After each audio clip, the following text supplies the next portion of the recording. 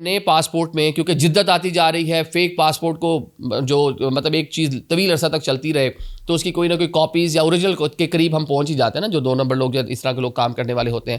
تو جو نیا پاسپورٹ متعارف کرایا جائے گا اس میں ہولوگرافک فیچرز، لیزر مارکنگ یہ متعارف کرائی جائے گی جو پچھلے والے پاسپورٹ میں نہیں تھی. ساتھ ہی جناب اس کی جو تفصیلات ہیں کہ 1915 میں جدید پاسپورٹ برطانیہ نے استعمال کیا.